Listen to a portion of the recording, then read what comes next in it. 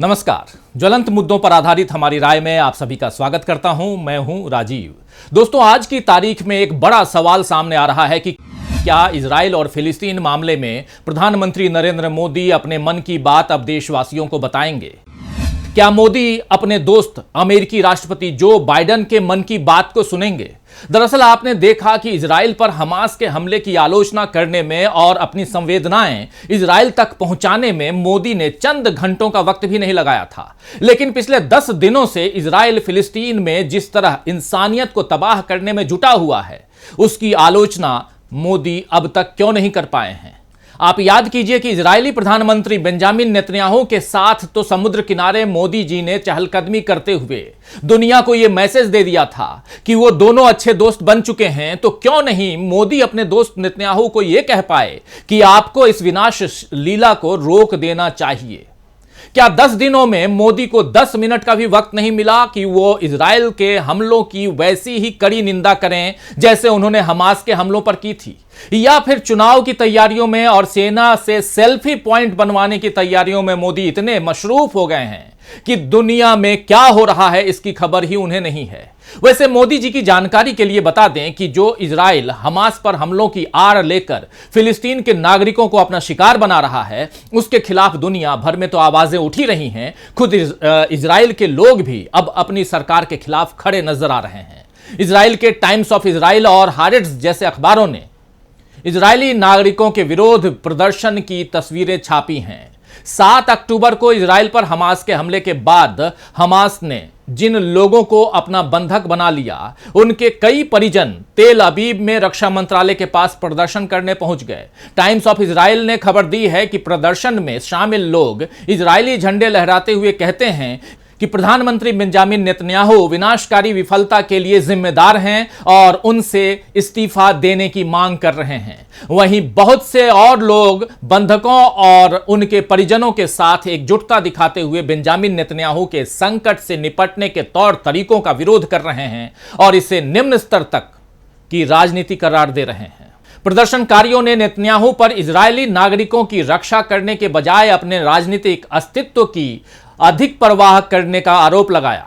वहीं इजराइल के प्रमुख अखबार हारेट्स ने रविवार को एक एडिटोरियल छापा है जिसका शीर्षक है इजराइल गजा युद्ध के लिए नेतन्याहू जिम्मेदार, जिसमें लिखा गया है कि अपने विशाल राजनीतिक अनुभव और सुरक्षा मामलों में अपूरणीय ज्ञान पर गर्व करने वाले प्रधानमंत्री उन खतरों को पहचानने में पूरी तरह से विफल रहे जो उनकी नेतृत्व वाली सरकार में आए।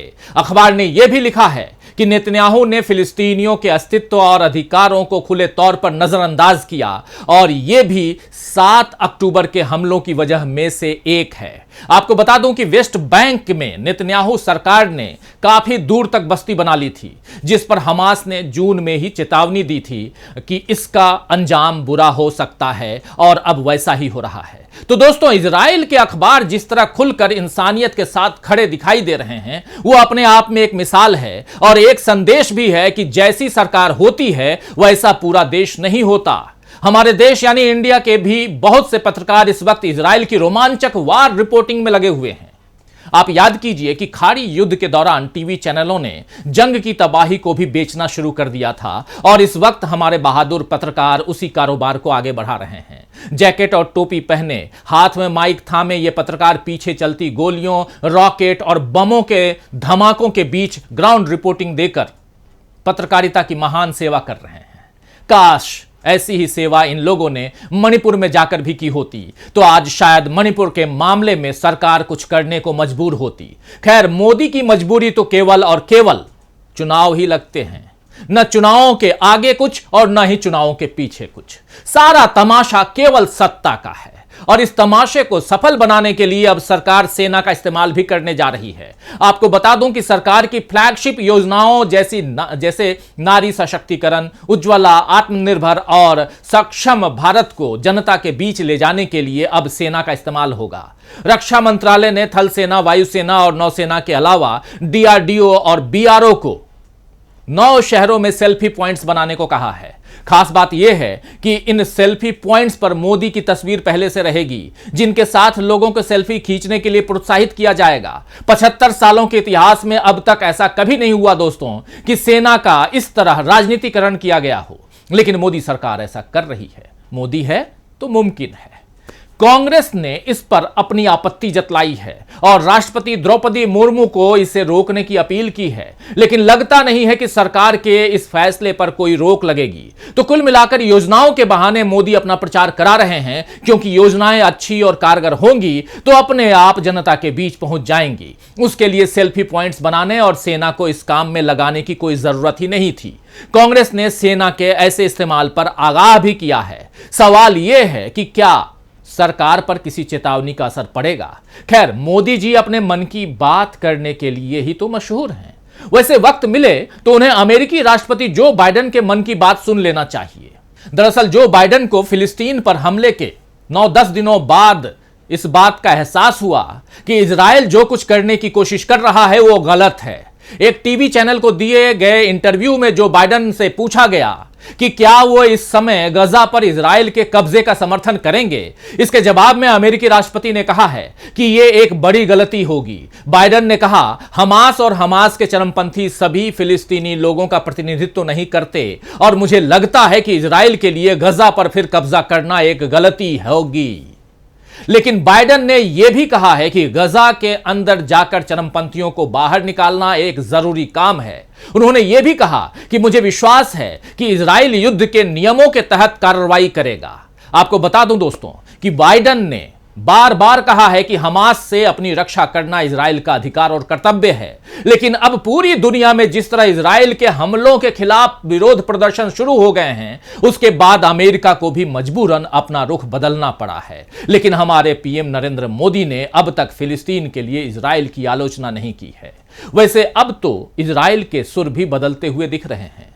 संयुक्त राष्ट्र यानी यूनाइटेड नेशंस में इजराइल के राजदूत गिलाद एर्दान ने सीएनएन के साथ बातचीत में कहा है कि इजराइल को गजा पर कब्जा करने में कोई दिलचस्पी नहीं है, लेकिन हमास को खत्म करने के लिए जो भी जरूरी होगा वो करेगा।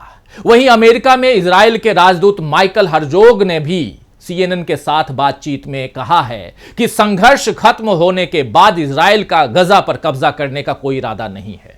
उन्होंने कहा, हमें गजा पर कब्जा करने या दोबारा कब्जा करने की कोई इच्छा नहीं है। इजराइल के बयानों से उसकी अकड़ तो दिखाई दे रही है दोस्तों, लेकिन इसके साथ एक छिपा हुआ डर भी नजर आ रहा है कि कहीं इजराइल दुनिया में अलग थलग न पड़ जाए। अब तक इजराइल मध्य पूर्व का नक्शा बदल देने का दावा करता रहा है, लेकिन अब वो गजा पर कब्जे का इरादा न दिखाकर केवल हमास को खत्म करने की बात कर रहा है। दरअसल पिछले 9-10 दिनों में इजराइल ने जिस तरह हमास के खात्मे के नाम पर आम फिलिस्तीनियों को खत्म करना शुरू किया और नफरत फैलाने की कोशिश की, उसका दुनिया भर के अमन पसंद लोग विरोध कर रहे हैं। इजराइल ने जिस तरह मुस्लिमों के खिलाफ नफरत को बढ़ावा दिया, उसका एक घातक असर अमेरिका में दिखा, जहां एक 71 साल के मकान मालिक ने नफरत के कारण अपने किराएदार और 6 बरस के फिलिस्तीनी अमेरिकी बच्चे और उसकी मां पर वार किया, जिसमें बच्चे की जान चली गई। नफरत का जहर एक बार रगों में घुस जाता है दोस्तों, तो फिर उसे खत्म करना कितना मुश्किल होता है, यह इस घटना से समझा जा सकता है। और इस नफरत और जंग को तत्काल रोकना जरूरी है। इसीलिए यूनाइटेड नेशंस प्रमुख एंटोनियो गुटेरेस ने अपील की है कि हमास इजराइल के बंधकों को बिना किसी शर्त के तुरंत रिहा करे और इजराइल गजा में बिजली, पानी और जरूरी आपूर्ति को फिर से बहाल करे, क्योंकि गजा में पानी और बिजली के बिना नागरिकों के लिए हालात और ज्यादा जानलेवा बनते जा रहे हैं। कुल मिलाकर इजराइल ने जैसा हाल फिलिस्तीनियों का बना दिया है, उसके पीछे नफरत एक बड़ा कारण है। भारत में राहुल गांधी ऐसी ही नफरत के खिलाफ मोहब्बत की दुकान खोलने की बात करते रहे हैं।